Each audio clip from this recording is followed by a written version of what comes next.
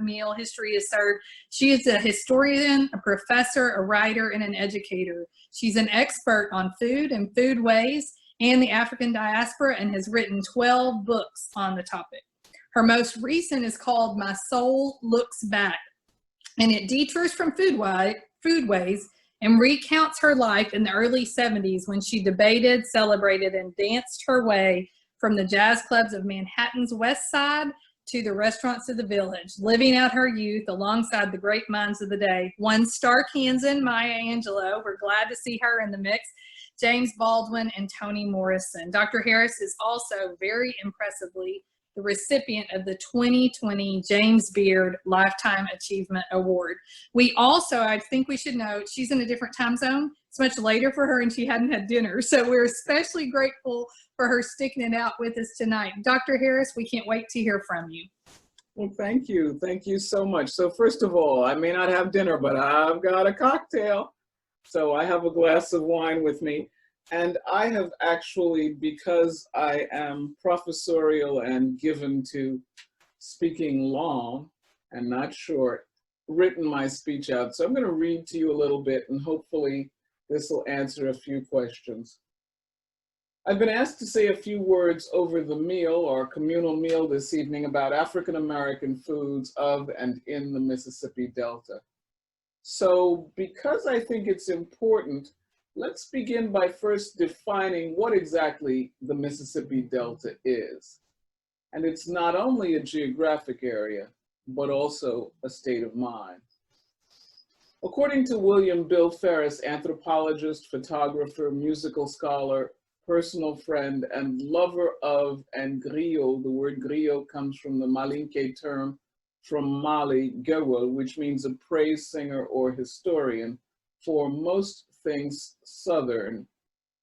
The Delta began to develop when settlers arrived as a part of the expanding cotton empire around 1835. And after, that's right, he said after the Civil War, its land was cleared and plantations continued to be developed with Black labor. Another writer defined the Delta as cotton-obsessed, Negro-obsessed, and flood-ridden. It is the deepest South, the heart of Dixie, America's super plantation belt. Still others say that the Delta begins in the lobby of the Peabody Hotel in Memphis and ends in New Orleans. That's a statement that may speak more to the area's political and financial influence than its geography. The geography, though, is particular. Anyone who has visited the region instantly recognizes it. You sense it the minute you cross an escarpment into the Delta. It's palpable. The land glows all flat and the vistas seem to extend to the water's edge. Now, I wouldn't be myself if I didn't remind those of you who are dining tonight that for Black people, the Delta has been perhaps the most dangerous part of the United States for more than a century. At the turn of the 20th century and through the Great Depression, it was the epicenter of sharecropping, and it became a region that folks crawled out of to head north, some landing no further than Memphis, others transforming the ethnic map of the country in places ranging from St. Louis to Chicago. The Delta has a tortured history, and it has seared names like Emmett Till and Fannie Lou Hamer into our collective memories. To know Mississippi, and especially the Mississippi Delta, is to confront the deep, dark history of this country. Now, the African American food and foodways of the Delta are also representative of the history of the place. As Ferris reminds us, African Americans came to the region in large numbers post-Civil War to work the land, bringing with them their varying food cultures from other parts of the state, and indeed from other states. Then the area represented possibility. But with the turn of the century and the complex confluence of voter suppression, land loss, and the general prevalence of what we are now recognizing as systemic racism, the Delta came, by the 1910s and the 1920s, a place of dying hopes and dreams, one of grinding poverty, broken promises, and disappearing, dreams that were disappeared and dreams that were deferred. The resulting African American food history in the Delta, therefore, is one of constant alchemy, one that transmuted items others discounted as inedible or unwanted into their regional specialties. Turnip greens are a poor folks dish that uses the tops of the turnips that were discarded by others. Add fat back, another less valued thing, as seasoning, and it became a tangy delicacy to be savored as a side dish. It's also a dish that harks back to the African continent in that there are many dishes that are comprised of soupy stews prepared from leaves. There's something in the République du Benin, country used to be called Dahomey, that's simply called sauce feuille, leaf sauce. So the collards, the turnips, and arguably the mustard greens, although particularly the turnip greens, became the tangy delicacy that became a Delta specialty. Fried green tomatoes, a way of saving and using unripe ingredients that might otherwise have to be, if not discarded, might rot, were rendered famous by the 1987 novel of the same name by Fannie Flagg. And although Fannie Flagg, when she's speaking of the Whistle Stop Cafe, is talking about Weems, Alabama, she evokes food that generally come out of the same culinary matrix as those of the African American Delta. Black-eyed peas. The black-eyed peas are the field peas or cowpeas that are native to the African continent. Candied yams, and Chef Gilbert, I hate to tell you, but those are not yams. You would know a nyame. They are candied sweet potatoes, actually yams and sweet potatoes, different genus, different species. Yams are old world.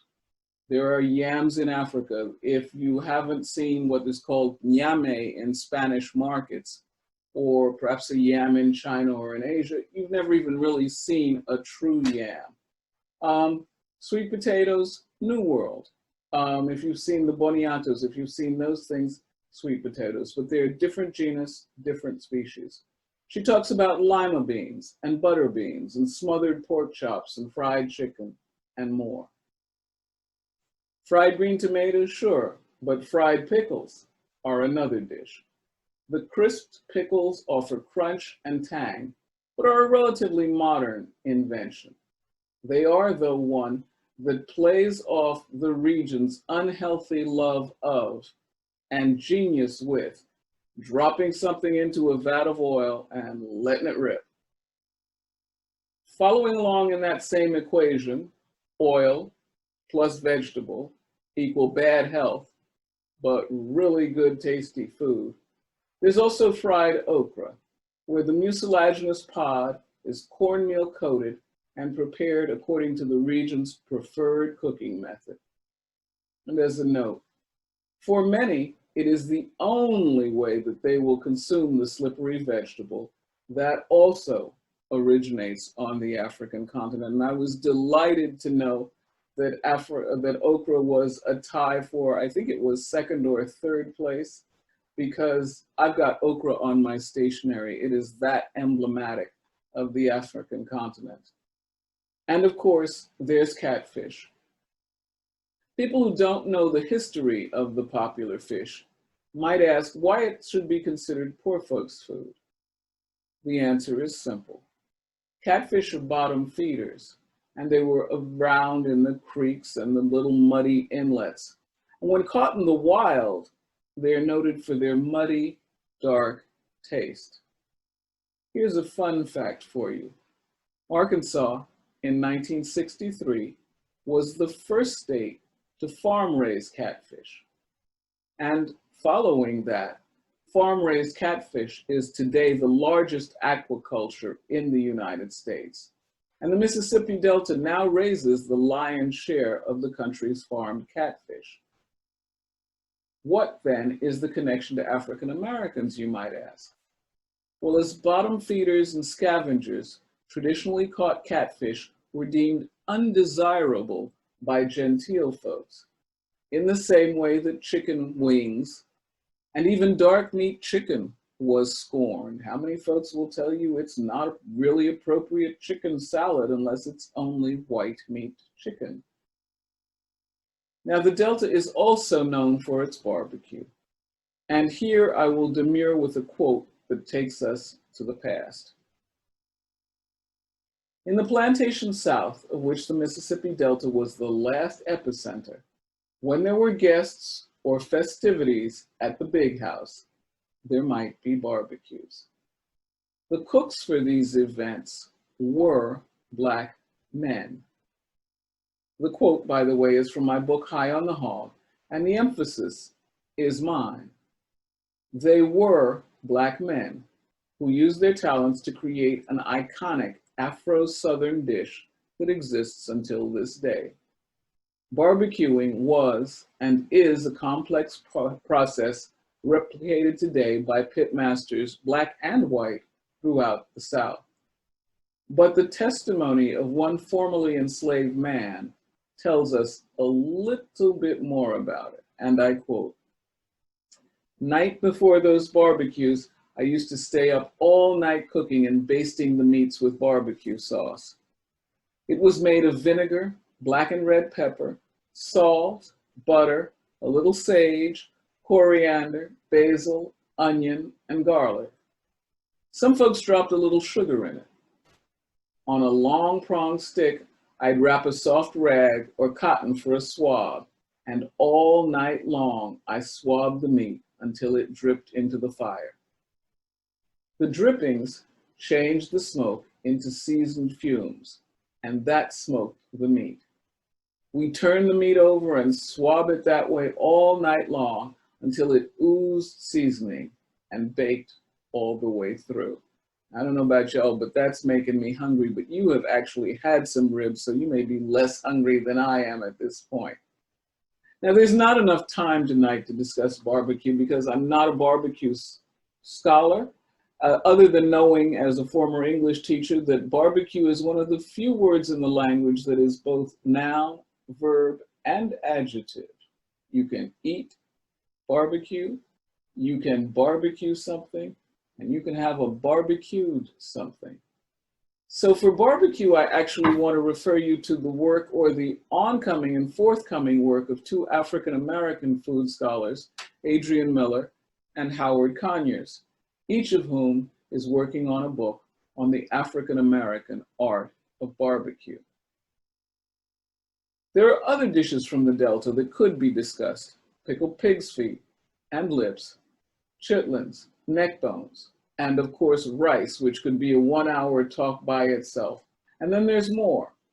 There's the great and lengthy legacy of African-American waiters in the Delta, and that of African-American chefs.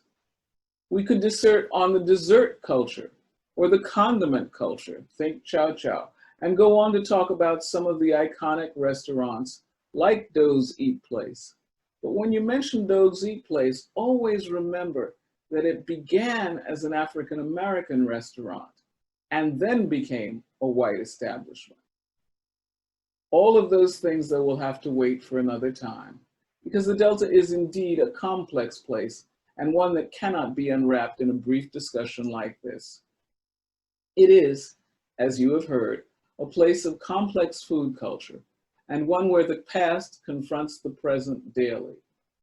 It is a place where food terms like food deserts and food apartheid exist alongside the hope evidenced by Black catfish farming cooperatives and Black farming initiatives. And in its dishes, its restaurants, and its homes is a region to be studied and to be savored in depth. Thank you. Now, as a final coda, I'm sure that many of you are wondering why I have left out what is perhaps the most iconic of African-American dishes from the Delta, the hot tamale. Well, the reason is simple. The next speaker, Annie Martin, is expert on it, and she will be discussing them. Thank you very much. Good night.